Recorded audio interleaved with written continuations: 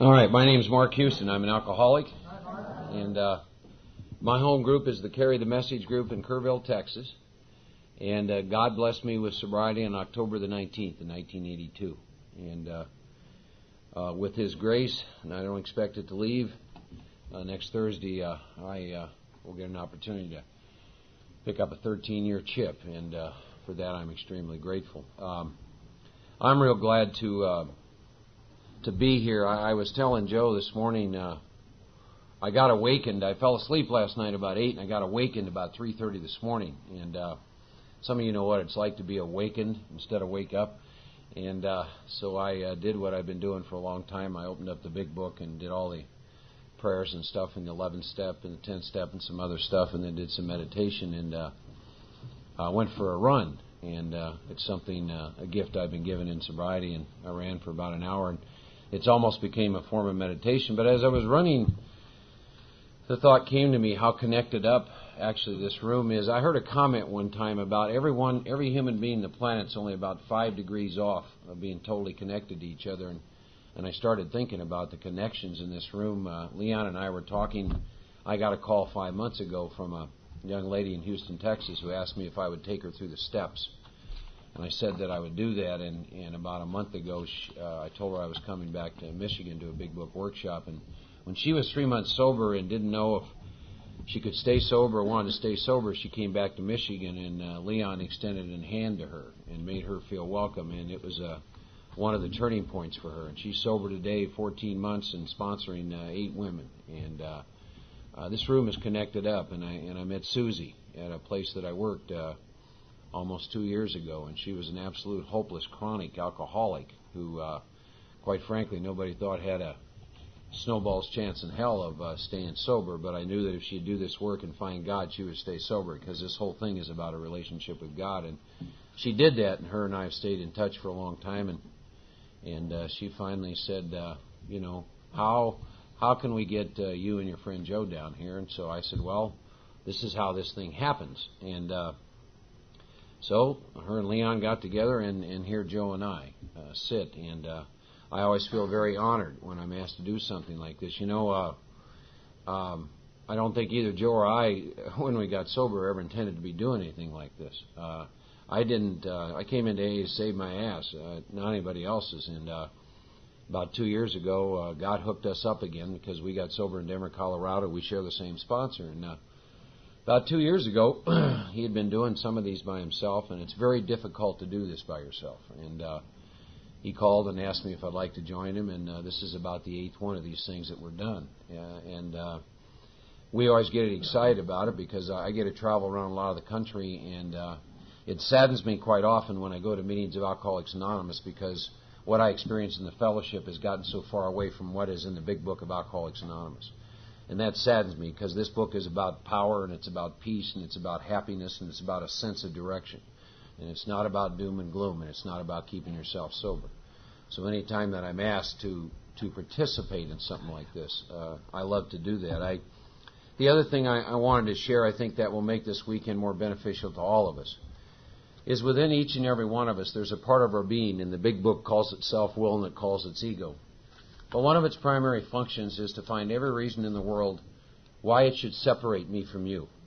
And when I'm separated from you, I'm separated from God. And one of the ways it might have already started at work at some of you in here is, this guy's from Texas and this guy's from California, and it's always at work to separate me. See, and I guess one of the things that I hope that we can do is and the big book does this so well. See, the big book, when I'm looking at what's wrong with me, it doesn't care if I'm a male and a female.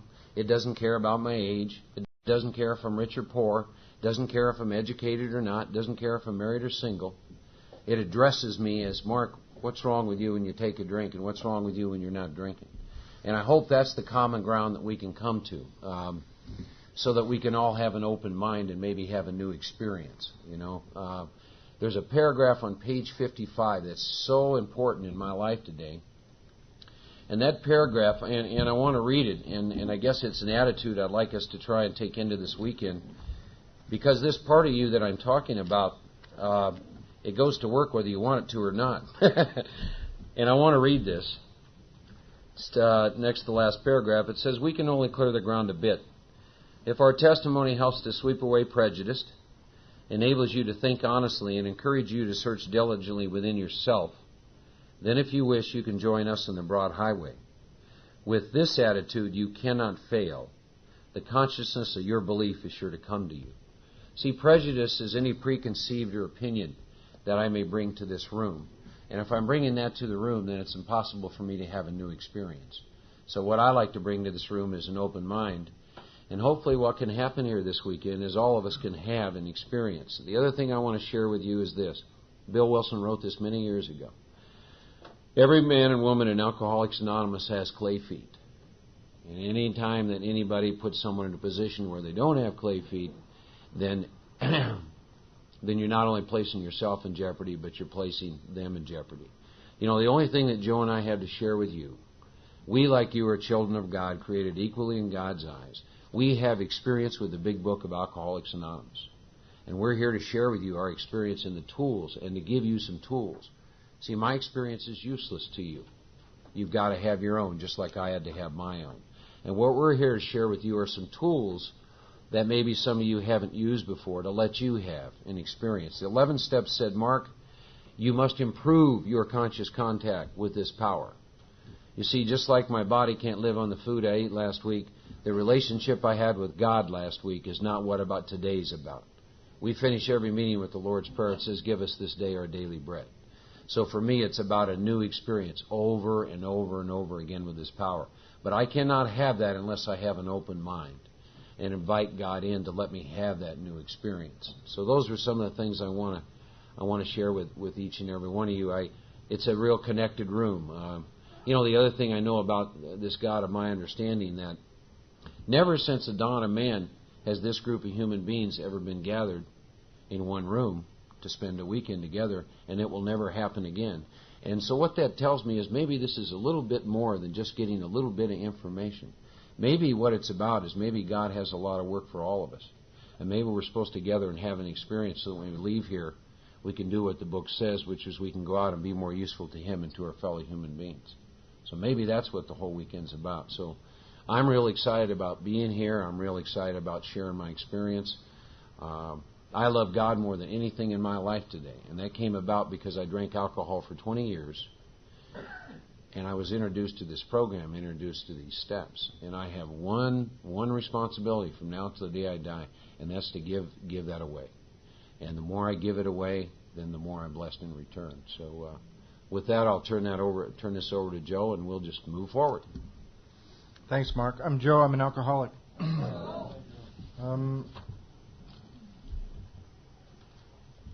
As I already stated, it's a real thrill and an honor and a privilege when I'm asked to share in Alcoholics Anonymous.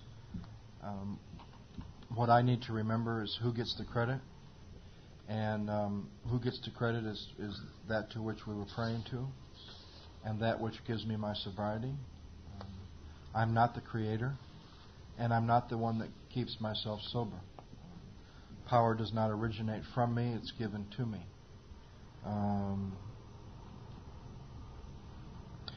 It's a special privilege and a special honor to be asked to come to my hometown, where I was born, and where I lived for a while, until they didn't want me here anymore. I also shared today at the club that I'm from Battle Creek, and it's also by the grace of God that I don't live in Battle Creek. Just kidding. I want to thank Leon and Susie for putting this together. They've done a lot of work. You can each thank them in your own way during the weekend. They've done a lot to put this on. Leon is an anal retentive alcoholic with Al-Anon tendencies. And did I get that? Susie's got a lot of Al-Anon in her also. Definitely alcoholic, both of them. Definitely overachievers. There is a tendency that I brought with me to Alcoholics Anonymous based on a belief system, and it went like this. If it feels good, it's good. And if it feels bad or makes me uncomfortable, it's bad. And if I could start this weekend or share one thing that each and every one of us that'll stay here over the weekend will have to get free of, or we will think that because we're uncomfortable it's bad, and our egos will do everything they can to drive us out of this room. If we cannot get free of that belief system, which I've had to get free of several times in my sobriety, and once again the belief system is this: if it feels good, it's good, and if it feels bad or makes me uncomfortable, it's bad. Let's look at that for a moment, based on my experience. I did some stuff for 18 years that for a long, long time felt really good. Damn near killed me. I've done some stuff for the last 13 years that doesn't always feel good, that saved my life. So, as we move through, and believe it or not, the first step, matter of fact, I believe all 12 steps are designed to deflate the ego. And if anyone has ever had their ego deflated, it's not a comfortable experience. Therefore, it doesn't feel good. Especially the first step. The first step will begin to build a box around your ego. Some call it a coffin. Some call it a door. I think it's both. I think it's a coffin with a door. You just have to find where the... First you have to see that it's a coffin, then you have to find the door. Then you have to find the latch, right? Because the first step is not only my saving grace, it is the realization of my own death. The first step is both of those things. That doesn't always feel good. Seeing where I don't believe and facing my own agnosticism doesn't always feel good. But that's what the second step is all about. Facing where my life run on my will gets me doesn't feel good, but it's what the third step is all about. Okay.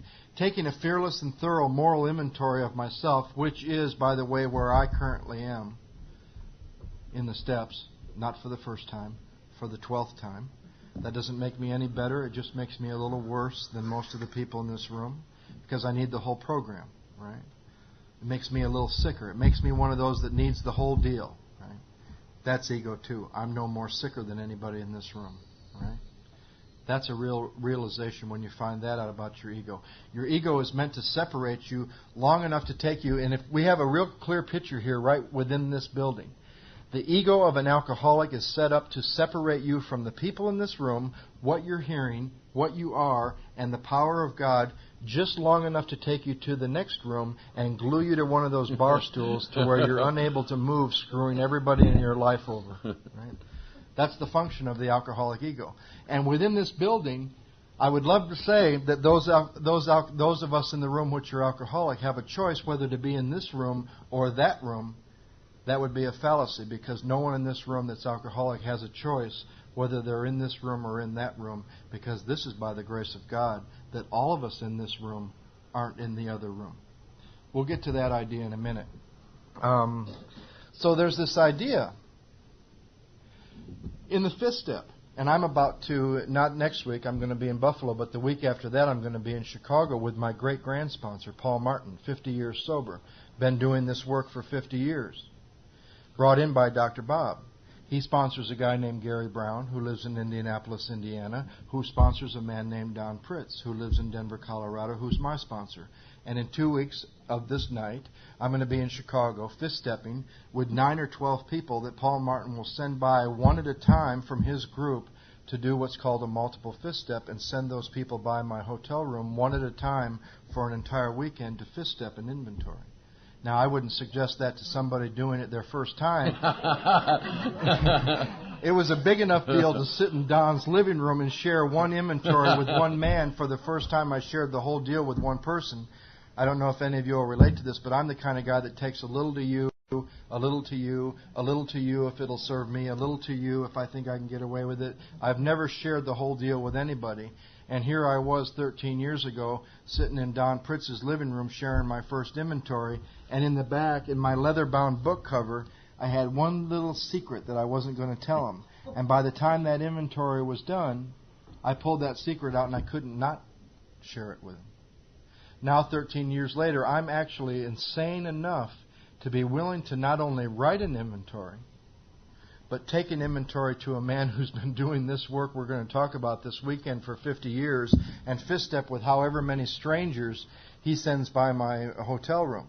That's got to be insanity, right? But I'm past the belief that if it feels bad, it's bad, and if it feels good, it's good. And in getting free of that, you know what? I feel good most of the time. But I don't reject uncomfortability.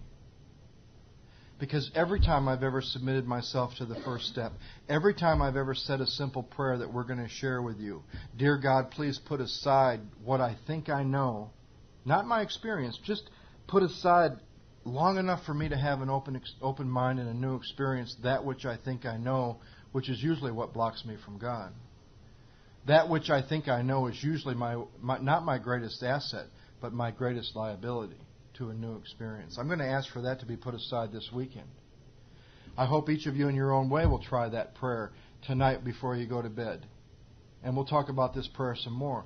But doing that prayer, which I've done every time I've started these steps, and submitting myself to these steps isn't always comfortable. So if ideas, attitudes, emotions, experience, if a tension begins to build up down here in your innermost self, just say this to yourself. That's exactly what they said should happen.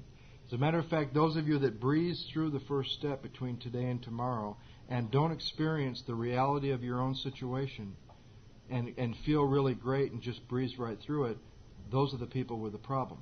Those that experience a tension because of attention, because of intention, put onto a specific thing, which is step one. By intention, I mean what you each decide. Attention, by which you put your focus on. And a tension, by which I mean an uncomfortable feeling deep down within. If that begins to happen, you're exactly on track. We did one of these in Houston once, and on Saturday, when we finished the first step, we were all ready to go to lunch, and Mark and I had 15 bawling women on our hands at a lunch table, and he says, it's happening.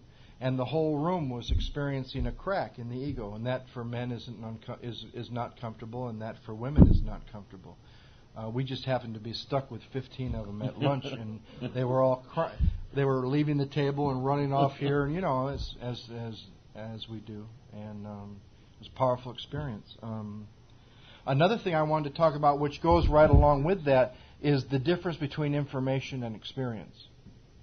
And unless one of you can enlighten me with a better story, I've never heard a better story than this one to describe the difference between information and experience. And the story is about two twin brothers, identical in every way, and they're about 12 or 13 years old, and one of them says, what do you think it would be like to have an orgasm? The other one says, I don't know, but I heard it feels really good. The other brother says, let's bet $100 who can find out what it would be like to have one first. One heads straight for the library, and he reads everything he can about what it would be like to have one. And he learns more than any human being should ever learn about what it would be like to have one. He goes back to junior high, he goes to high school, he goes to college. He becomes a professor at Harvard University and teaches a course on what it would be like to have one. He knows more than any human being should ever know what it would be like to have one. The other little brother sets off, and in 2 weeks he finds a little girl who shows him how to have one. Who knows more about what it would be like to have an orgasm? The point being, that's what Alcoholics Anonymous is about. It's not about studying this book just right, and if you get it marked just right, and if you follow this workbook and do it just right. It ain't about doing it right, because none of us can do it right. It ain't about learning, right? It ain't about teaching. We're not teachers. We're not here to teach or transmit information. For those of you that leave here on Sunday and all you get is some more information about a big book that you can share in meetings to sound good, then that's what you leave here with, is information you can share in meetings to sound good. Some of you, the ones who decide, because it's really going to be up to each and every one of you in your own prayer, based on your own intention, based on what you put your focus on and pay attention to, might just have some experience, which will be vastly different than information. Information about this book occurred, as a matter of fact, I'll go so far to say this. Big book studies are a waste of time. And if you're spending time in big book studies, you're wasting your time unless those big book studies get you excited about doing what's in the big book that you're studying. Because this ain't a book that's meant to be taught or learned or studied. It's a book of experience which is meant to be followed. Another story. The best story I've ever heard about the difference between reading the book and doing the book. Guy calls his sponsor. He says, I read the book, I drank. The sponsor says, oh, really? He said, yeah, I read the book, I drank. I had How It Works memorized. They used to call on me at the club to read How It Works. I'd get up. You know those scary people that can do like How It Works off the top of their head, right? They never have it in their heart. It's just it's right on the top of their head. You know, rarely have we. It's scary. It scares me to death. And he says, I memorized How It Works. I read the book and I drank. His sponsor said, really? 3 weeks later, he calls him back. He said, I read the book, I drank. The sponsor gets tired of hearing that. He says, now go to the kitchen and get a cookbook. The kid goes to the kitchen, he gets a cookbook. He says, now read how to make a chocolate cake. He says, okay, I read it. He said, now read it again. He said, I read it. He said, now read it again. He said, I read it. He said, now memorize it. He said, I memorized it. He said, now read it back to me. Read it back to him. He said, now cut me a piece. Right? That's my grand sponsor who called me once and he said, I want to tell you a story. He said, me and this guy named Charlie used to buy lottery tickets every day, every Tuesday on the way home from work. I guess in Indianapolis, lottery day is Tuesday. And he said, Charlie called me last week. He said, I'm not buying lottery tickets with you anymore. And Gary says, how come you're not buying lottery tickets anymore? He said, because I realized I wanted to win the lottery so I would have just enough money to not have to trust God ever again. See ya. Click. Took me 2 weeks to get the story. Right? That's the kind of grand sponsor I have. The kind of sponsor I have is the kind of guy you go to and you say, Don, I feel terribly inferior and insecure. And you're about 5.5 months sober and you're dying of a part of the disease you don't even know you have. And you say to the man who's about to become your sponsor, you say, Don, I feel terribly inferior and insecure. And his eyes light up and he gets this weird grin on his face and he says, do you want to know why? Now, 13 years later, I would think a little bit before I would tell one of these old-timers the answer to that question. Do you want to know why you feel inferior and insecure? And I said, I do. I really do. I've been in therapy for a long time, and I've been trying to find out why I feel inferior and insecure. He said, because you're inferior and insecure. Right? Another time I said to him, Don, I'm afraid of my own mind. He said, you have good reason to be. Right? So that's the kind of sponsorship we come from. And when I met him at 5.5 months, when I was dying of a part of the disease that a few people in this room don't even know they have, and that's just a guess based on being in these rooms, I didn't know I had it either. And at 5.5 months, I didn't know I had this part of the disease, and I went to him and I said, will you be my sponsor? He said, I only know one way to do this. We're going to start on the title page, and we're going to do everything in the first 164 pages together. And I've never felt the way I went to his house that day. I've never been as lost. I've never been as miserable. I've never been as alone. I've never been in as much pain. That doesn't mean every day has been wonderful. That doesn't mean I live in non-reality. That doesn't mean I haven't had pain, I haven't been alone or been afraid. That means I've never been that alone or that afraid or that miserable since the day I started doing what's in this book.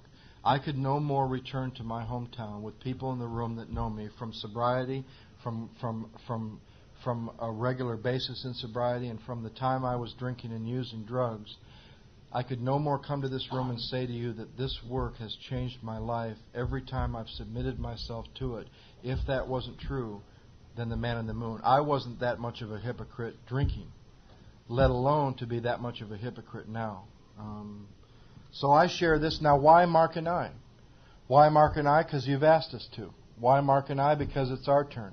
Why Mark and I? Because we have 13 years experience doing what's in this big book. I have given more than a quarter of my life to practicing the process in this book, outlined in the first outlined from the title page through the first 164 pages. I've given my life to that because it gave me the life I have to give to it. That I'll talk about a little more later. I think that's all that was on my mind. I think we're going to start, though, with... Let me just do a couple other things. I'm Mark, alcoholic. I want to introduce you to a couple other things I think are important for this weekend. And one of them is let me bring you current. I think it's important that you know where I'm at with the steps.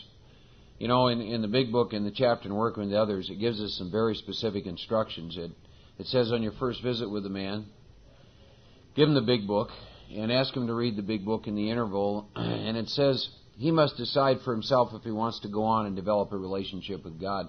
And my experience is that's all this program is. It's nothing else. It's all about a relationship with the power greater than myself. And it says on your second visit to a man, ask him if he's prepared to go through with the 12 steps of the program of recovery. What I want to talk to you a little bit about is every time I go back through the steps, and I do that to improve my conscious contact with the power. Because see, for every one of us in this room, if this is the best it's ever going to get, then God isn't everything. He's limited and He's finite. And you put Him in a box. And my experience every time through the steps is God takes me into dimensions that I didn't know existed. I have relationships with men and women across this country today that I didn't have the power to have a year ago. I work in a career that I would have never got into, that God placed me into, that I dearly, dearly love, that I could have never done 3 years ago. So every time back through this work, this Creator of mine takes me into dimensions of existence that I don't even know exist. But there's a part of me that says consistently, this is it. So every time through the steps, I'm faced with three things, three parts of me. And one is called the bigot. And the problem with the bigot is, see, the bigot knows. Bigot says, I know this book. I know these steps. I know God. The bigot has a bumper sticker in his car that says, shit happens. In AA, we learn we create our own shit, troubles of our own making.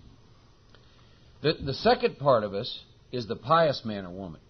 And they're the most difficult man or woman in Alcoholics Anonymous to work with because they come from a place of I believe. I believe in God. Now, you know, I'm getting drunk. I'm screwing everybody over I love, but I believe in God. And they're very, very hard to work with. They're known by the last man or woman they talk to. Very hard to work with. And what I have to work with today for me, and see, there's a little of those in me every time back through the work.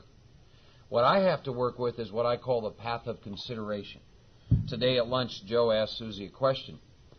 And she did something, and I'm glad I learned this. She answered him right away. And I didn't know this, but when you ask me a question and I answer you, my ego has just shut off any consideration of anything, and I will never learn anything new. So in the path of consideration, when I'm posed with questions, what I want to do is I want to sit with that question. I want to take that question inside myself, and I want to consider that question. Because as we go through this process this weekend, if you're like me, a lot of the things that I heard in meetings of Alcoholics Anonymous over the years, I know today have absolutely nothing to do with recovery. They have absolutely nothing to do with this fatal illness that I have, and they have absolutely nothing to do with God. And if I'm not taking the path of consideration, there's a part of me that will come up involved. For example, I hear this all the time. Just don't drink and go to meetings. If I had the power to just not drink and go to meetings, you'd have someone else up here doing this with Joe. That's not in the big book.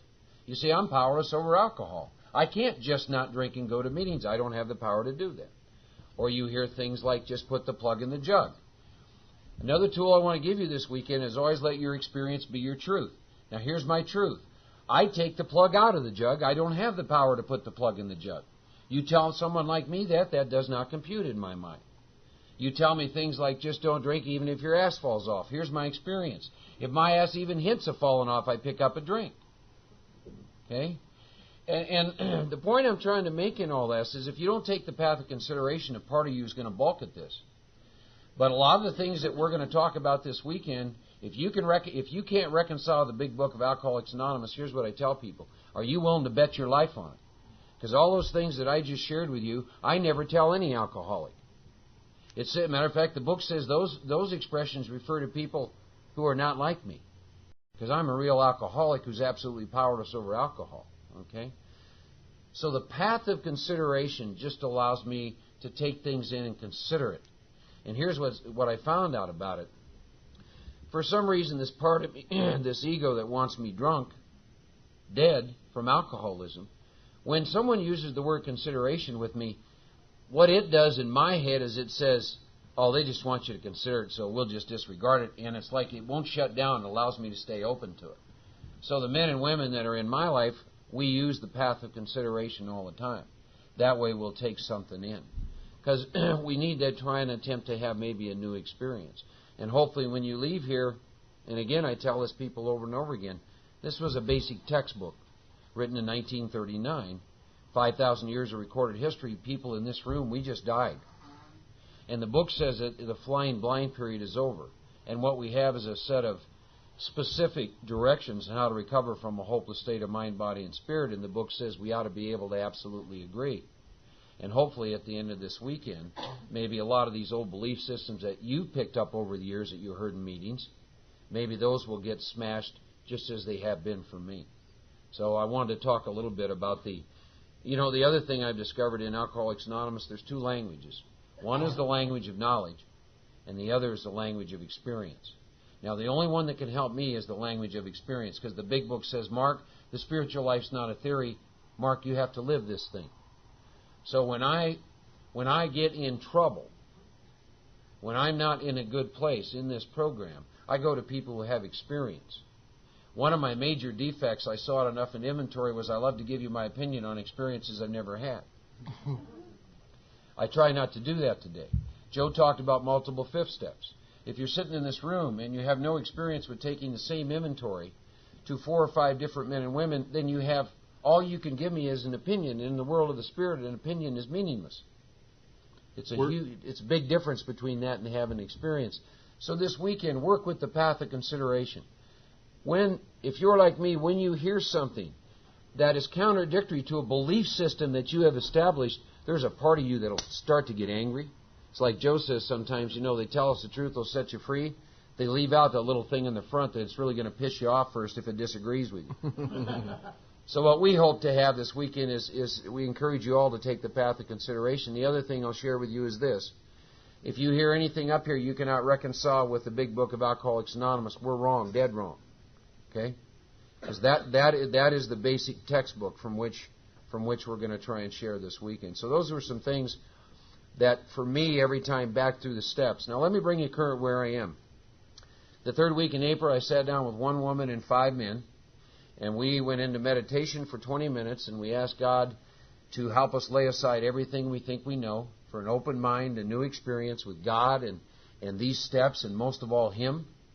And then we spent 9.5 hours going from the title page to the third step prayer. And then we went over the instructions for writing inventory. And then we took about a month to write inventory. And then we got back together and we drew names out of a hat. And I did 3 fifth steps in 1 week off the same inventory. And I'm very excited about sharing that experience when we get to that part in the book with you. I started working with multiple fifth steps last year, and it changed my life completely. There's some work I do with step 6. I did that for a couple of weeks. I did a 7-step prayer. I made my list of amends, and I had I started with 17, but when I get to amends, I continually pray, and some real old stuff from the past came up that I'd forgotten. So I'm probably down to about 7 or 8 amends now. And the day I begin to make amends, I begin to ask God to really reveal some stuff for me in steps 10 and 11. And then what always happens to me is He put 5 new people in my life to sponsor. So that's where I am currently with God and with the steps out of the big book of Alcoholics Anonymous. Because another trap I fell into is one day hearing myself saying over and over again, when I came in here and when I came in here. And see, when I came in here has absolutely no relevancy whatsoever to where I am today. It only has relevancy when I'm sitting across from one alcoholic trying to share experience, strength, and hope with him. So, glad to be here. We're so conditioned in the West, in this country, to when posed with a question, I think the most important thing is the answer. So when somebody asks me a question, I think it's my job. My ego somehow thinks its job is to answer questions when posed with questions. And to get past that to where you begin to sit with questions and let them be revealed to you, it's kind of like the difference between writing inventory with your mind and writing inventory with your spirit. When you write inventory with your mind, you don't write anything down that doesn't come to your mind. When you write inventory with your spirit, you write things that you don't connect to in your mind, and they come off the end of your pen, and you wonder, where did that come from? Right? When one begins to connect with spirit, the other five senses start to move around, and you sometimes smell things that you see. Right? How many of us have listened in a room and said, I smell an alcoholic? But they don't smell. You don't mean like you're not sitting in a room with a wet drunk that smells bad, right?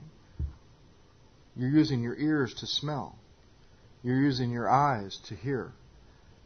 Right? You connect with spirit, it throws off all the other five senses because you connect with spirit and you're given a new sixth sense. How many people have ever been in a meeting of Alcoholics Anonymous where the topic was the sixth sense that Alcoholics Anonymous promises in the Big Book? We're going to talk about that this weekend. How many of us have ever been in meetings where the topic was the 10-step promises? Shit, I've been in meetings where they say there's only 12 promises. I'm page 83, halfway through the 9th step. And I'm new in the program, and I'm sitting there thinking, there's only going to be 12 steps, and I'm not going to get any of them until I'm halfway through the 9th step. My sponsor says, absolutely not. There are promises from the title page through every single step in the Big Book of Alcoholics Anonymous. Why don't we ever hear the promises in the 10th step talked about as a topic? Here's my contention as to why. Because they never finished the 9th step. My God, you can finish the 9th step? That was a big deal when I heard that my belief that you could never finish amends. You'll always be making amends.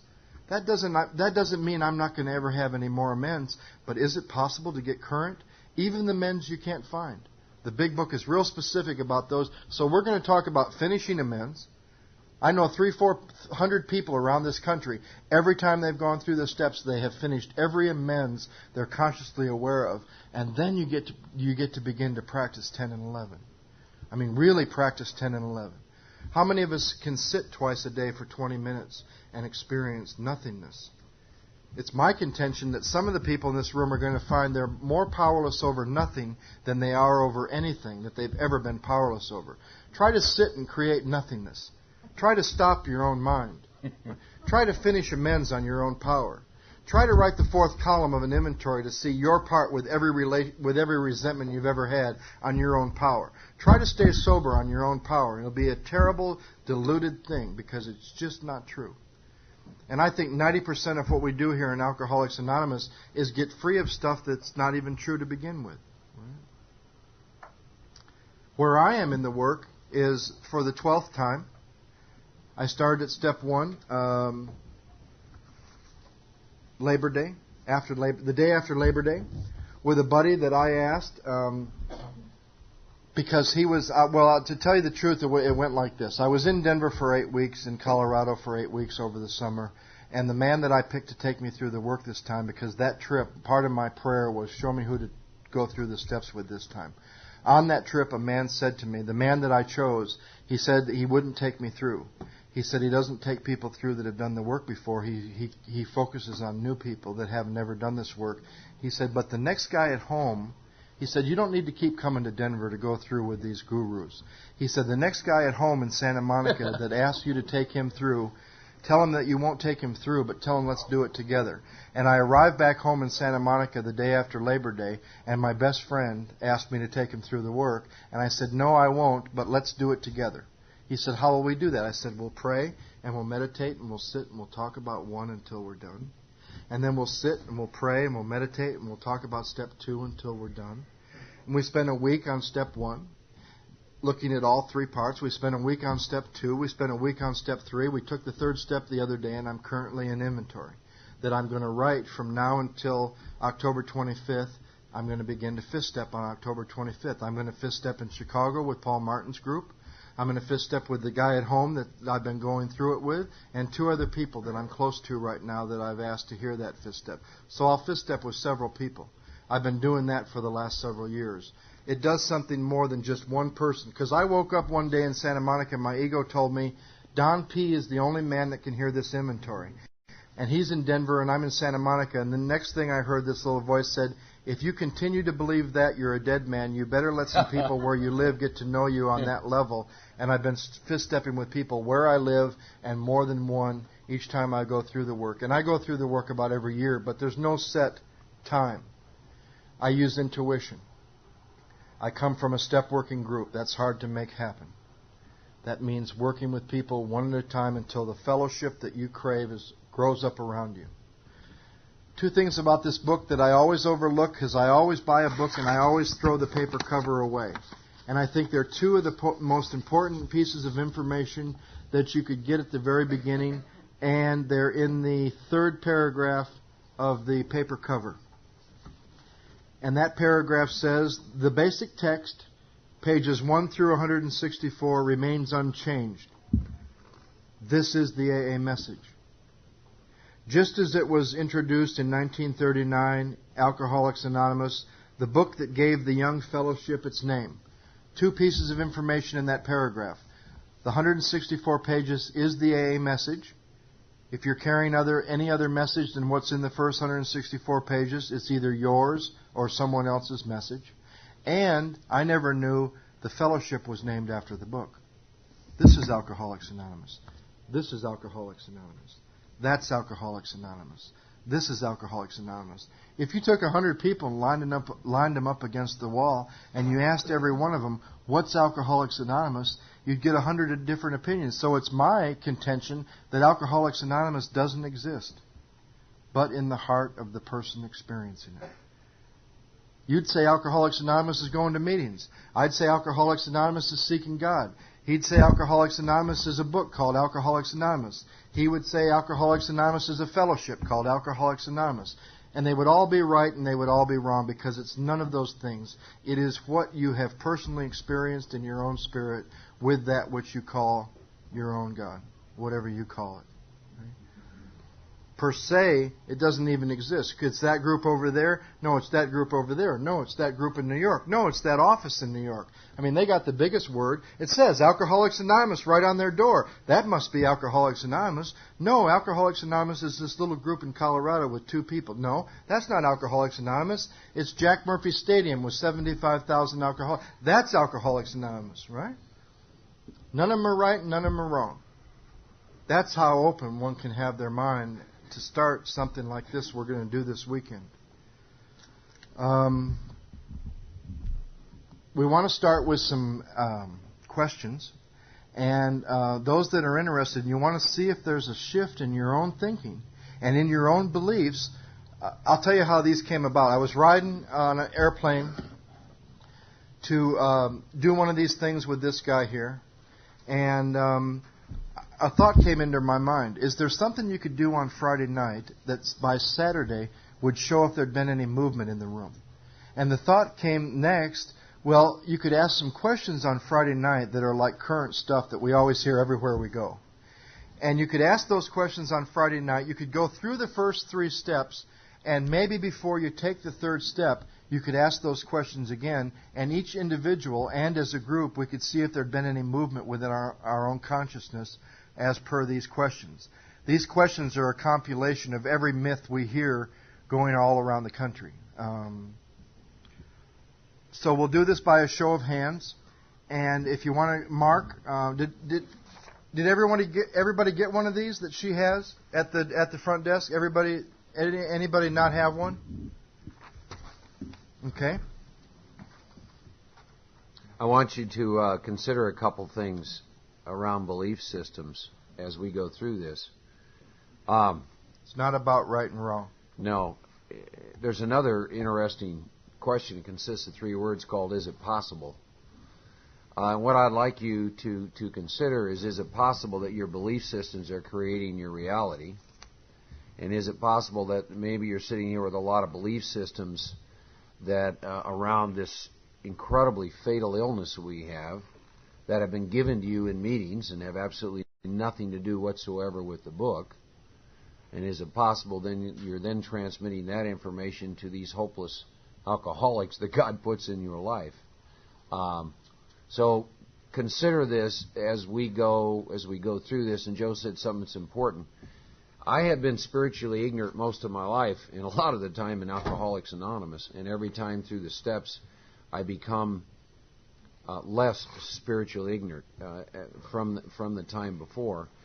in a lot of these things, these questions that we're going to ask, it's not a question of right or wrong, but I think it's important to find out. Here's what I hope all of you start doing. Start asking yourself, where did I come up with this belief system? Where, for Joe mentioned amends, where did I come up with the belief system that I can never finish all of my amends? Where did that come from? Where did I come up with the idea that I can only do a fifth step with my sponsor?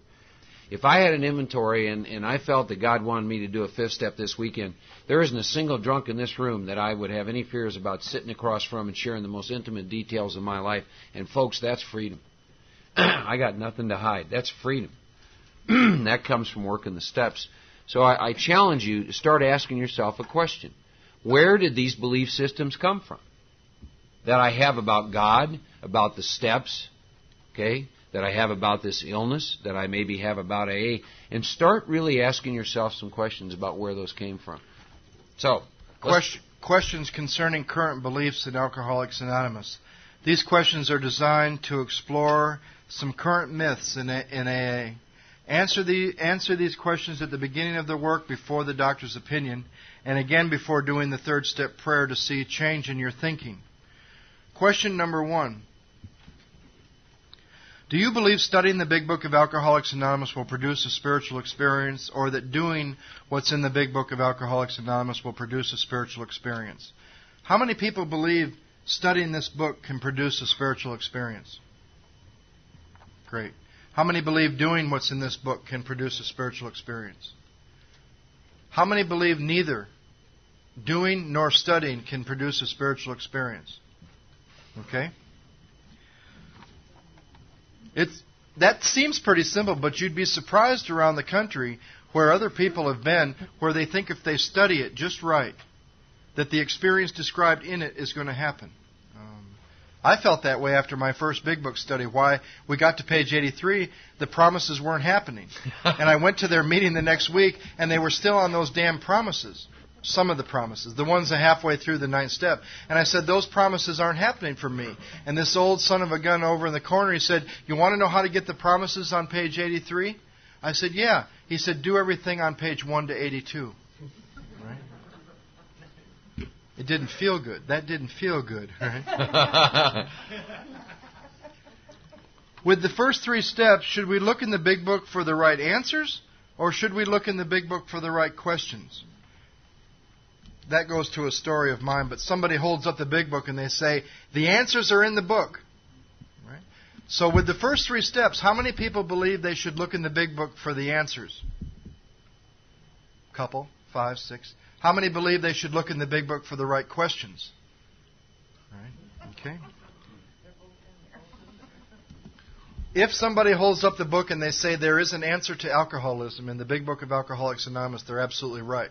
But when they hold up the book and they say it to a guy like me when I'm new, the answers are in the book, my ego goes, aha, one more time, I don't have to take responsibility, and if they don't work, you're wrong. It's your fault. My sponsor said, let's not look in the Big Book for any answers. Let's look in the Big Book for the right questions and look for the answers deep down within. So let's take the attitude this weekend. We're going to look in the Big Book, especially with the first 3 steps, because you're going to find all the first 3 steps are a series of considerations which, if made in order, will produce an experience where you can fully concede to your innermost self, come to believe, choose God as everything, and make a decision about your life run on your will. All they are is questions which are meant to be done in order. That's all the first 3 steps are. The answers we're going to look in here. I'm a thief by nature. One more time, I'm going to take it from out here and try to put it in here. It doesn't work. I'm not going to get it from this book. I'm not going to get it from a movie. I'm not going to get it. I took beliefs from people I didn't even like, right? And tried to put it. And you wonder why when you get sober, you got about 15 people in your head talking, right? We've all been doing group therapy for years, driving the road by ourselves. You know, the other thing about the Big Book, it's unlike a lot of other books. My experience is it's designed to transmit a spiritual experience and not information. And what I've learned is I can't do it on my own. You know, telling a new drunk to read the Big Book and have an experience would be like me parking a jet out there, giving somebody a 164-page manual, say read it and fly it. I can assure you when he gets ready to take off, my ass ain't going to be around. You see, this book was designed for someone to sit down and show me precisely how to recover from a hopeless state of mind and body, to show me, to not tell me. And on my own, I can't read that book and get that experience because there's a part of me that doesn't want anything to do with it. See? How many believe alcoholism and drug addiction are the same? Right. And there's the myth in Alcoholics Anonymous that's killing people. Consider where you got that belief system. Yet. We're going to talk about specific differences between drug addiction and alcoholism. We're going to talk about alcoholics in this room that can take or leave drugs. We're going to talk about drug addicts who can take or leave alcohol. And we're going to talk about some who find out they're both. But how could you ever find out if you're both if there's no difference? People find out they're both because there are specific differences. Even insurance companies know there's a difference. They know better than we do. Try to get into a treatment center as an addict. You hear horror stories in CA and NA about having to find an addict in the basement of a house, shooting heroin or smoking crack, and having to pump them up with alcohol to get them into the treatment center and base the beginning of their recovery on a fundamental lie to get into treatment because their treatment center, their insurance company will not cover drug addiction, but it will alcoholism. And they start their recovery based on a fundamental lie. We're also going to talk about finding out what you are. We're also going to talk about people all over this country getting free, finding out they're not alcoholic. And I'm going to tell you some specific stories of people that thanked us to help them find out. We're not going to tell anybody what they are. We're going to show them a process that will absolutely show you. With specific tests, with specific things one can do, and specific questions one can answer to find out their own truth. To find out, to give people the grace and dignity to find out their own truth because they're not the same.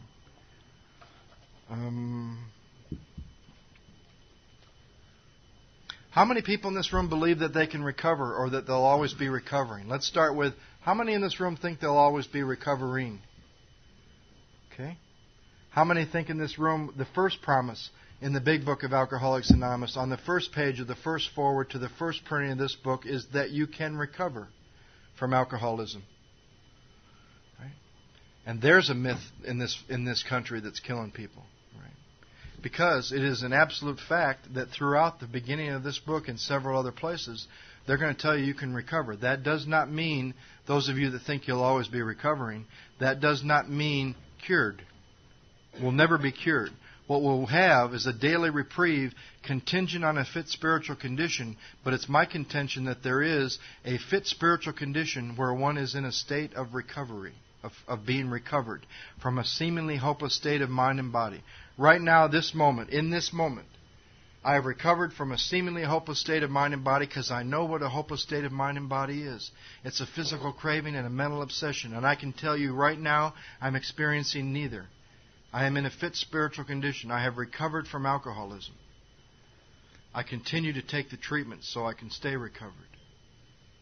I don't recover once, and then I'm cured, and then I never have to take the recovery again. I am recovered. I am kept in a recovered state contingent on a spiritual condition. Right? The other thing, again, I mentioned, those of you that raised your hand about you'd always be recovering.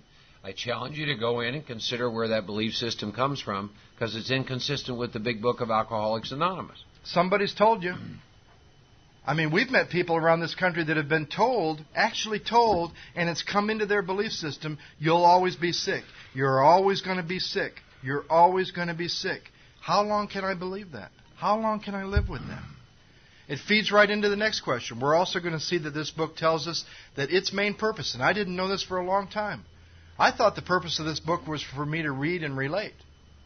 I didn't know that the main purpose of this book is to show me and other alcoholics precisely how to recover. We'll come back to that question later before we take the third step. Number 6.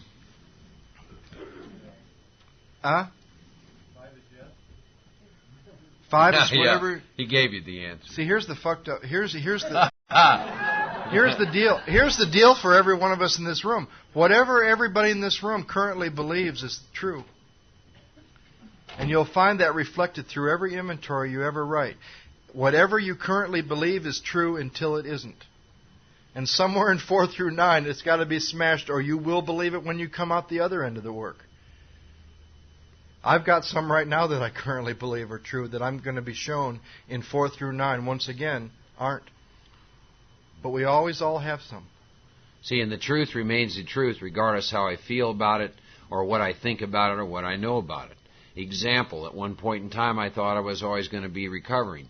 The truth is, if I believe this book and I believe the men and women who have been sober a lot longer than me, who their experience is they are recovered, like Joe said, you see, that remains the truth regardless of what I believe about it. But what if I'm blocked from that truth by old belief systems that are totally inconsistent with the big book, let alone seeking a relationship with a power greater than myself? How many in this room believe if the obsession to drink occurred, that thinking it through or remembering the pain of your last drunk would be enough to stop you? How many believe that? Then you're not powerless over alcohol. Then there's something that you can do to stop the next drunk. Then relapse prevention is not an oxymoron. Right? If you can prevent your next relapse, you're not powerless over alcohol. As a matter of fact, we could start the whole deal. We could start step 1 tonight with this question. We'll take this question one step further. How many in this room believe there is anything? I'm talking about you without God. How many in this room believe there is anything you without God can do to keep yourself sober? Oh, so if we would have asked that last question the right way, no one would have raised their hand. How many believe on your own power, if the obsession occurs, that thinking it through or remembering the pain without the power of God there will be enough to keep you from drinking again? Okay, so we don't have that delusion, right? See, this work. You think people that don't do this work have reservations and doubts and misconceptions? They do. I'll tell you what, people that do this work have their own set of misconceptions and doubt and reservations. I'll tell you what, I did this work long enough to where this work became what I was doing to keep myself sober, and I had lost contact with being powerless over alcohol because this became something I could do to stay sober. I'll give you a great example. A guy comes to our group one night, and on Tuesday nights in Santa Monica, at the as outlined in the book group of Alcoholics Anonymous, which meets at 7:30 at the corner of 2nd and Hill in Santa Monica, it's a little hard to come there and be rigid. But a guy came there one night, and he was really rigid. He was really rigid for us. And he looked at the crowd, and he said, "There's only one reason to work the steps. And if you're working the steps for any other reason, you're wrong." And this little girl with 9 months in her first set of amends raises her hand and she says, "What's the only reason to work the steps?" And he says, "To overcome alcoholism." And then other people shared and other people asked questions. And about 20 minutes later, this little girl raised her hand again and she said, "What if you're working the steps because you can't overcome alcoholism?" And there was a whole shift in the room. Because if these steps, or thinking it through, if thinking it through or remembering the pain really worked, how come women can't keep from getting pregnant based on the pain from their last pregnancy? Right?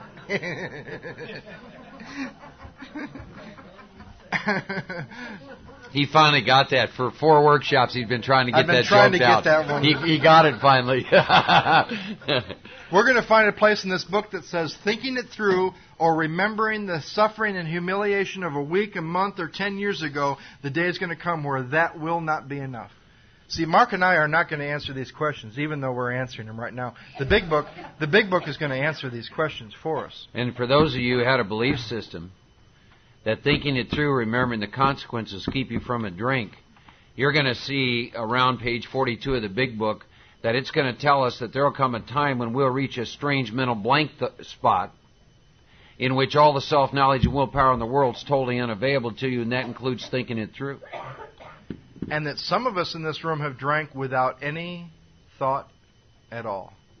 The consequences didn't even come to our mind.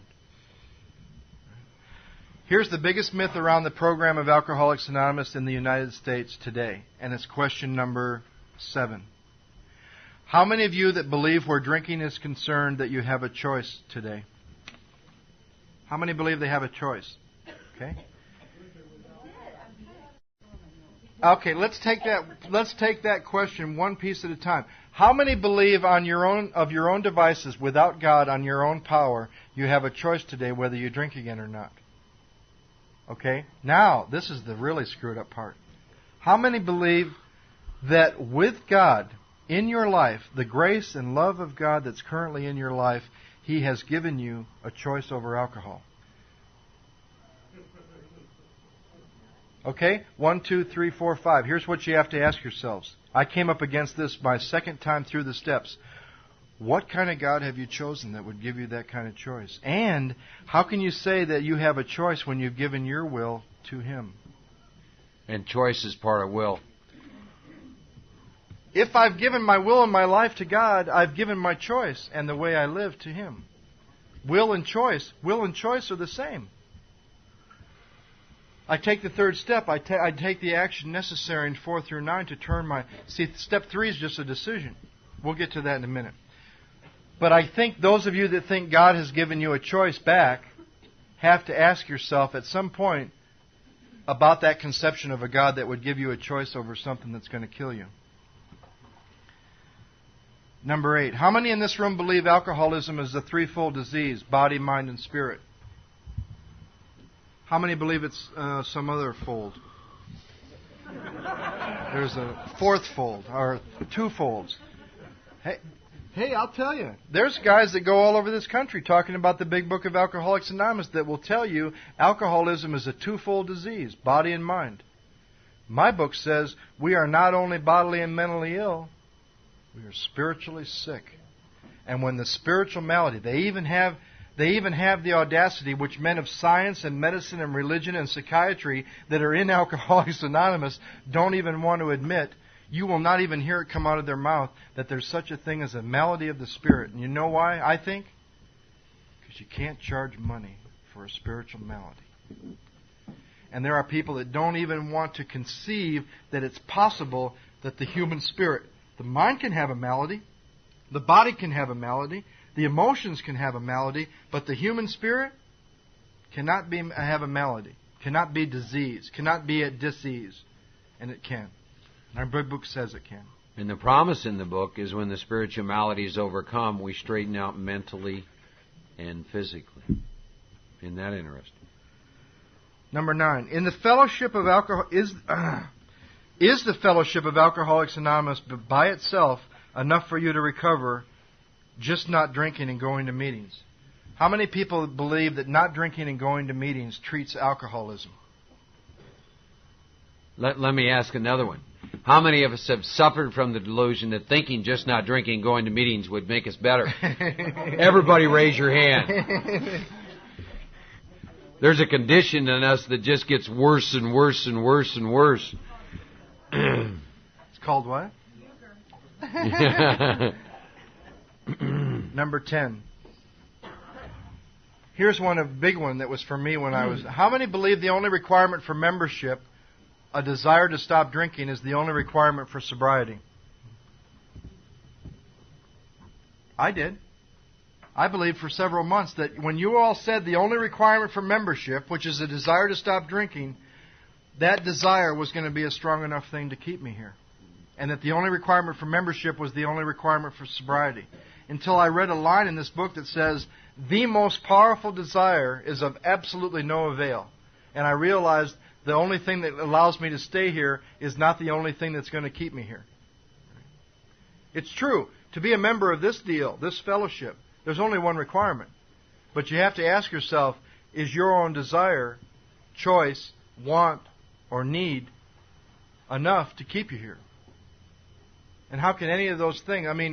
I think it's interesting. Our group used to do a meeting at Cedars-Sinai Chemical Dependency Unit in Beverly Hills, the most expensive treatment center in Los Angeles, every Wednesday afternoon, right after their relapse prevention program. And they would have some idiot with a degree and a doctor by his name who charges a lot of money tell them they could prevent their next relapse and techniques to employ to prevent that. And then we'd come in at 3 o'clock and tell them you can't prevent your next relapse. Needless to say, several weeks later, we were asked to leave and the doctor was asked to stay, and they went out of business, and people that went through there didn't stay sober because they came out busily trying to prevent their next relapse. And it's my contention that this is true. If you could prevent your next relapse, you're not alcoholic. I am alcoholic. The first step might as well say, I'm powerless over alcohol, and my life is unmanageable, and I can't prevent my next relapse because I'm powerless over alcohol.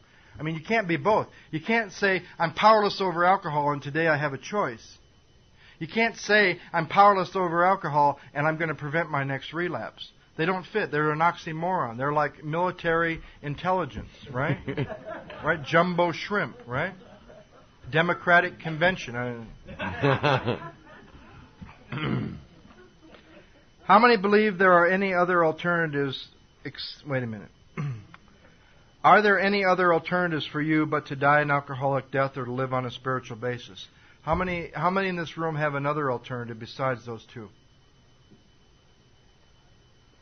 Like to die an alcoholic death, live on a spiritual basis, or find the right girlfriend? What? Eat a lot? What'd you say?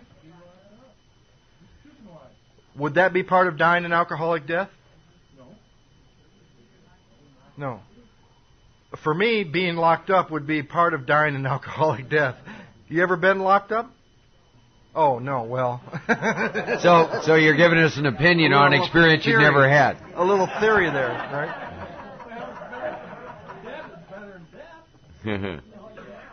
It's easy to say if you've never been locked up.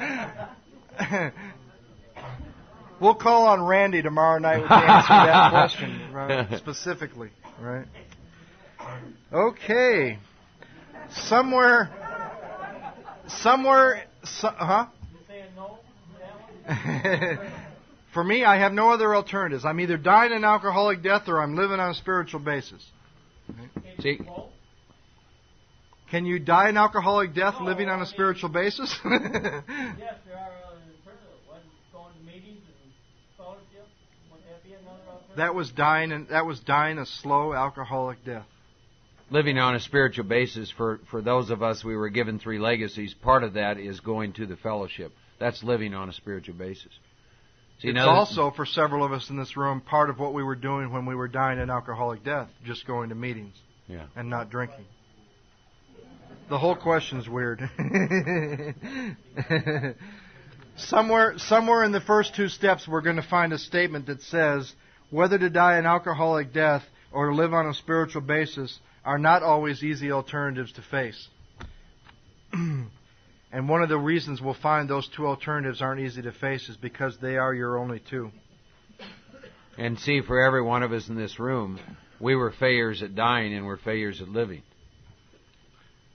So the reason they're not easy is, on our own power, we can't do either one of them either. I was trapped in a body that wouldn't die. If you're sitting in this room and you drank like I drank, I was trapped in a body that wouldn't die, and I didn't know anything about living. So I've got 2 alternatives: die an alcoholic death, live in a spiritual base, and my experience is I can't do either. God, that ain't a fun place to be, right? I think some of you in the room that question confuses think that dying an alcoholic death means dying right away. There's a lot of us in this room that know that dying an alcoholic death means a long, tedious, painful process. Right? People like my friend Dennis, who used to live right here, who used to come to this group, who used to drink, and who used to do AA, dying an alcoholic death took a long time. Long time. How many of you know people who've been sober that committed suicide? That's dying an alcoholic death, folks. See, just being sober, the big book says over and over, Mark, the elimination of alcohol is but a beginning. Because here's another paradox. I came into AA and I heard alcohol is my problem. It's not my problem, it's my solution. Well, that's a paradox. You see, if alcohol was my problem, if you separated me from alcohol 5, 6, 7 days, hey, I'm okay. Alcohol wasn't my problem, it was my solution. You see? It's another one of many paradoxes. How come there was a part of me at 5.5 months further away from my last drink than I'd been in 18 years, worse than when I got here? Because there is a part of alcoholism that gets worse after you quit pouring the solution that used to work for you on it. It's called a spiritual malady. It's called the unmanageability. It's called untreated alcoholism. How many believe they're suffering from an illness which only a spiritual experience will conquer? How many believe they're suffering from an illness that something else can conquer? And how many of us have tried everything except the spiritual experience to conquer the illness?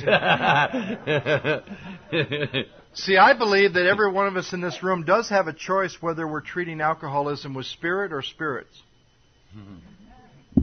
That doesn't mean every one of us in this room has a choice over booze. That means we have a choice to seek a spiritual way of life. That's a lot different than me not being able to keep myself sober.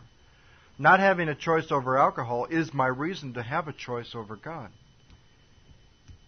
I choose booze over God. I'm sorry. I choose God over booze, or I'll choose booze over God. Right? That doesn't mean I have a choice over alcohol. They're two different propositions. How many believe lack of power is their real problem?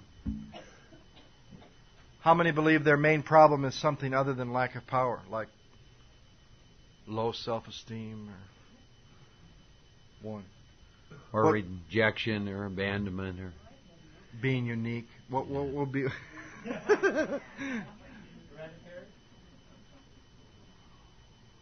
heredity is my real problem. Okay? That's an outlook. My dad drank for a long time. Went to a doctor one day, and the doctor said, if you ever drink again, you'll die. He never drank again. I didn't inherit that from him. Because I went to a doctor, he said if I ever drank again, I would die, and I drank again. I went to another doctor, he said if you ever drink again, you'll die, and I drank again. So whatever kept my father from not drinking after going to the doctor, and he said he was going to die, I didn't inherit. What I have, whether we're talking about my body, my mind, my emotions, or my spirit, is a fundamental problem that people don't want to admit even exists, and it's called lack of power. Lack of power. How many believe there's a requirement in the big book before taking the third step, other than a desire to stop drinking? How many believe there's no requirements except a desire to stop drinking in the big book of Alcoholics Anonymous? Okay, then how would I ask this the other way for those that didn't raise their hand? How many believe there's no requirement in the big book before taking the third step? Well, let me try it the other way. How many believe there is a requirement in the big book of Alcoholics Anonymous before you can take the third step? Okay. How many believe the third step is turning your will and your life over to the care of God?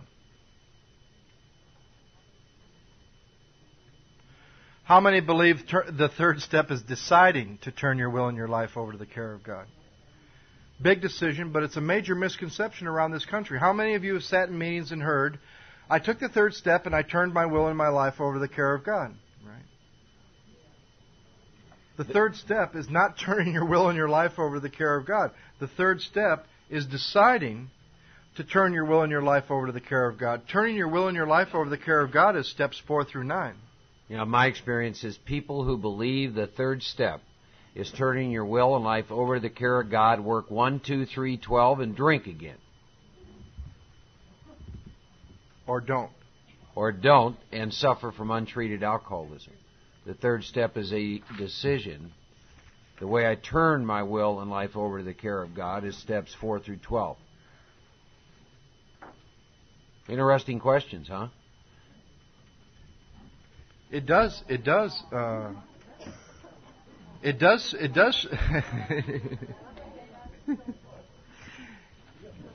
shake some stuff up. It does shake some stuff up in my belief system. Remember, that's what we want to look at. When we get up to the third step, and we do the third step, and maybe after this weekend, I know the rumbling. The rumbling is good. Rumbling is good. Then I would ask you to go back through and see what kind of an experience you've had, and then answer these questions again. These questions, you know, for Joe and I both, in our journey through this Alcoholics Anonymous program, there's been a lot of beliefs that we had at one time that we no longer have. And I reached a place where I really started to ask myself where these beliefs came from. And what I discovered is that I really hadn't gotten into this basic text, and I really hadn't gone through this book word by word, and I really hadn't done what the book asked me to do. And therefore I took bits and pieces here and there over and over and over again. And I was like a parrot, you see. And what I discovered after a lot of work with the steps, which to me are just my method of seeking God. You see, today I do not work the steps out of the big book out of fear. I do not work them because I think I'm going to drink again. I work them because I love God, and it's my method of seeking God based on my truth in step one. And that's why I do that. But so many of these belief systems, I used to have every single one of them, and I no longer have them today. And the truth is, every single one of them was destined to get me drunk again, a lot of them, or to keep me separated from God. And if I'm separated from God, I'm separated from you. So again, after this weekend, go back through and take a look at these questions again and see if you've had an experience and there's been a shift. There's been a shift in your perception based on your experience. See, I didn't come up with these questions based on things that I just thought maybe I heard. I came up with these questions based on everything I ever believed that I found out wasn't true. I came up with these questions based on my own myths. I think from time to time, I think I've always had these problems with things going on in the program of Alcoholics Anonymous. And any time I think I've ever had a problem, whether it's something going on in Alcoholics Anonymous or my life, it's a problem going on inside of me. But my nature is to blame the problem on something out here. We've done these things before where we ask these questions, and people in the room will come up and say, "You guys made me feel." Or how many times have you said to yourself, when she does this or when he does that, or when somebody in a meeting says something, you say to yourself, "She made me feel," or "You made me feel"? No. She said something that brought up something in me that was already there, or I wouldn't have felt it in the first place. Or these questions bring up something in you that it's already there that made you uncomfortable. Nobody, and this is a pretty strong assumption, nobody can make you feel anything. A woman makes you feel joy, that brings up joy that was already there. That person's being just brought up something that was already there. Someone talking, and you sit there and you can experience God or tension or a good feeling or what we used to call bad feelings. There is no good and bad feelings anymore. It only brings up something which was already there, or it wouldn't have been able to be brought up. One more thing and then we'll take a break. When you get this workbook at the end of the weekend, there's going to be a page on a prayer. And it's going to be one of the only things, and we will point out to you, anything that we come up against this weekend from our experience that's not directly in the big book, word for word. And one of the things is this, what we call a set-aside prayer. Now, where does this come from? It's a simple prayer, and I believe when I share this with people, when I start the work with them, and I do need to say this to you all, I do more work with others than I do talking about working with others.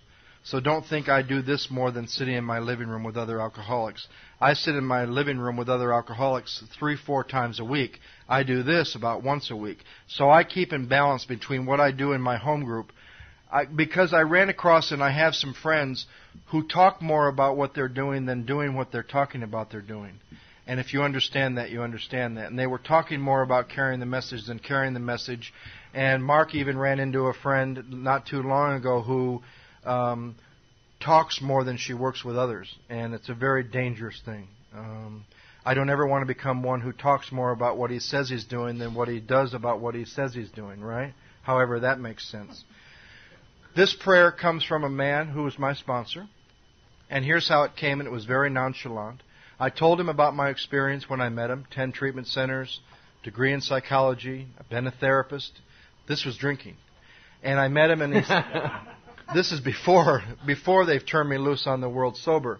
And he shook his head. He said, "My God, you know enough about yourself, how you feel, and alcoholism to be dangerous to yourself and everybody around you. Why don't you simply say a prayer that what you think you know be put aside just long enough to have an open mind and a new experience?" And these people that have shared this prayer with us do think the big book refers to it.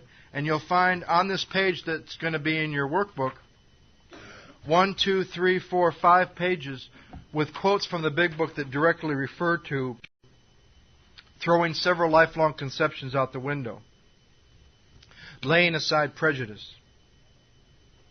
Matter of fact, it even says here, although the set-aside prayer that we use is not found as we say it in the Big Book of Alcoholics Anonymous, here are some references to it. So he gave me this prayer, and it's not in the book word for word. And I encourage people that I work with to say it in their own words. I do encourage them to pray on their knees. And I encourage them to do it every morning and every night. So what would I say to you? I would say to you, try it tonight before you go to bed. In your own words. Just get the rough idea of it. Try it tomorrow morning before you come back here, if you come back. Try it tomorrow at lunch. Try it tomorrow at dinner. Try it tomorrow before you go to bed, and try it again Sunday morning. And the prayer is simply this. If you want to say it like this, this would be the purest form. Please put aside my ego long enough for me to have an open mind and a new experience. I like to say, please put aside that which I think I know, and I like to be specific about this weekend, about this book, about these steps, about this program. Anything you'd like to have an open mind about these two idiots. Anything this weekend you'd like to have an open mind and a new experience with, put it in your prayer, and every time I've started this work, I've used it, and every time I've ever started this work, I've used it, and every time I've ever used it, it's worked. And it's simply a prayer to put aside, because see, here's a weird thing. September 4th, if you would have asked me my greatest asset, I would say what I think about my experience and my ability to share it with others. The next day I decided to start the steps again. If you would have asked me what was my greatest liability, I would say what I think I know and my ability to share it with others, because when it's working, the knowledge of my experience, the day before I decide to start these steps or go through this experience, the day before, the knowledge of my experience is my greatest asset.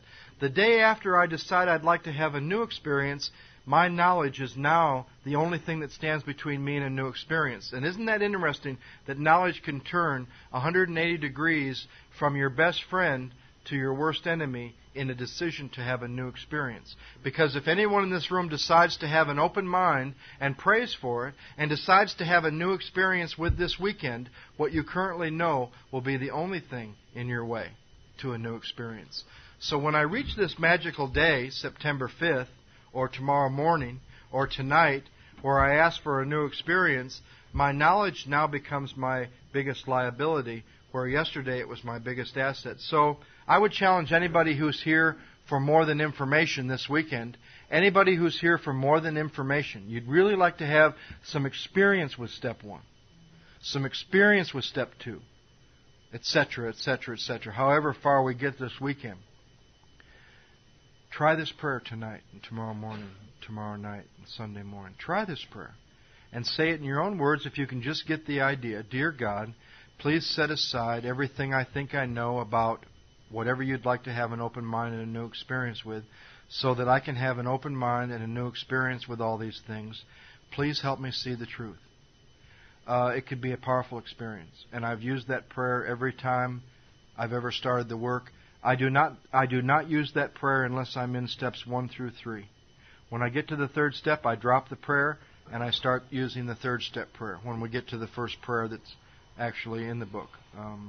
I actually would ask that each of you, we're going to take a break in a minute, and I would ask that each of you say that prayer before we start the next session. Here's what my experience is, and I want you to consider 2 things. Here's the first. Your self-will cannot defeat your self-will.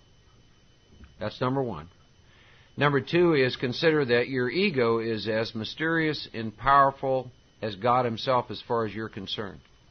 And the reason I would like you to in your own way, say that prayer to yourself before we start again, is so that we can begin to have an experience this weekend. And we can begin to have that tonight.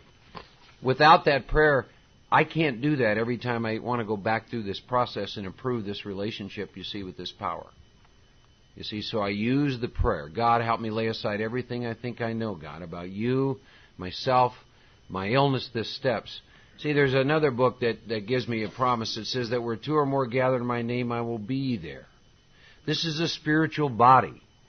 And the reason Susie opened this thing with a prayer, and then I would encourage all of you to say this prayer before you come back in, is because we're coming together as a spiritual body, as His children. And if we do this and we invite Him in and we say this prayer, we can all have a new experience, you see? We can all have a new experience with this power. Because I know I've worked with this enough. My self-will can't defeat my self-will. And if I try and sit through a weekend where I'm coming into something like this, my ego will do everything in the world if I hear anything whatsoever that disagrees with anything I've ever done, because then what I have to do is defend what I have done. And it is different, and so nothing happens. There's no movement. There's absolutely no movement whatsoever. So during the break, in your own way, write that prayer and say that prayer, and we come back in so that we can have an experience here this weekend together as a spiritual body. When I was about 7 years sober and I was going through the steps again, this man said to me, "What do you think is the most important thing when asked a question?" I said, "The most important thing when asked a question is the answer." He said, "Well, in the first 3 steps of Alcoholics Anonymous, when asked a question, the most important thing is not the answer. The most important thing is what happens between asking it and answering it when you wonder about it." That's the place where I want to be taken. See, because the 3 people he was talking about, the pious man, the man of consideration, and the bigot. The bigot is held back by contempt.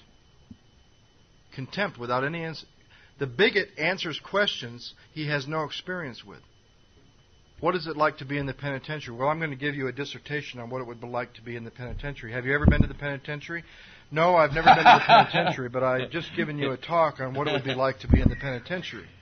That's a bigot. The bigot is filled with contempt without investigation. He's described back there in the spiritual experience.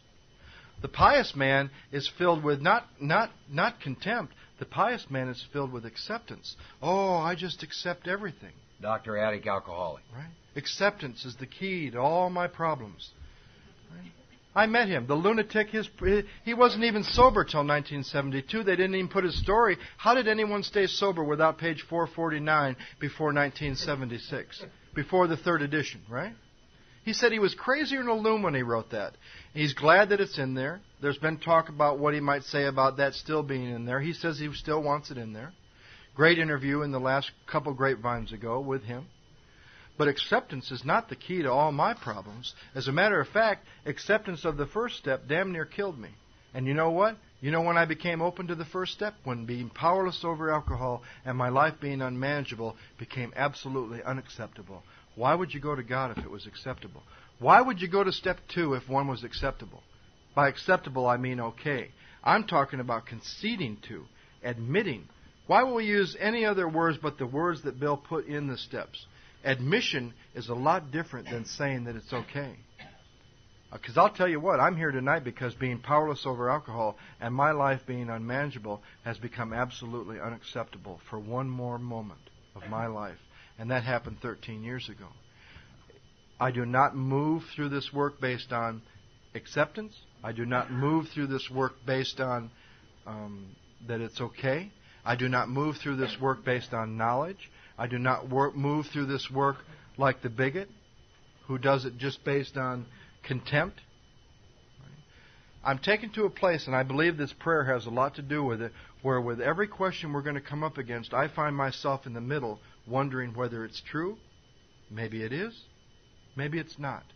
That's a great way to approach these questions that we're going to come up against in the first 3 steps. Maybe I'm alcoholic. Maybe I'm not. There's people that would say, even wondering about whether you're alcoholic or not is stinking thinking. Those are people that don't know there's also a positive way to do that. Now, at 3 o'clock in the morning, alone, by yourself, with the phone out of order, it's probably not real good to be laying in bed by yourself thinking that maybe you're not alcoholic. But with God, with another alcoholic that I trust, in the middle of this process, it's a very powerful thing to wonder about whether you're alcoholic or not, because every reservation you have and the truth will rise to the surface. One example, we'll take a break. Girl comes to our group. I told you we were going to talk a little bit about people coming to this work and finding out they're not alcoholic and getting as free as those of us that find out we are. Girl comes to our group, and there's tens of these stories in our group. in Santa Monica, because our group in Santa Monica reached a point where we became more interested in people finding truth than convincing them they belong in a program they don't. A girl comes to our group. As a matter of fact, she's my girlfriend, and she comes to our group 9 years sober, and she wonders why she doesn't feel real connected at that time. She wonders why after 9 years she's never sponsored anybody. She wonders why after 9 years she's doing everything in AA but AA. Not hard to do nowadays. You can be in AA, not doing AA, when she was doing everything but AA. Journal, everything. Everything you have ever heard of, she was doing. And she found a woman in our group that has what she wants. They sat down. They started to go through this process that we're going to describe. And a couple of weeks later, she comes back to this lady's house and she says, I need to tell you something. I'm not alcoholic, but let me tell you what it's like to be around one of you. And from daddy to every boyfriend she's ever been with, she talks about what it's like to... It's an insane disease. Why anybody would love and be obsessed about being around one of us is beyond my conception. But she talks about being around one of us, and her eyes light up and her energy starts to flow, and she starts talking about wanting to be around one of us like we get when we start talking about booze. And she finds out her truth and the program she belongs in and her reason for doing this work. And she does this work, and she's an effective member of Al-Anon, and she drinks. And she drinks when she wants to, and she doesn't drink when she doesn't want to. And she'll sit there and have a drink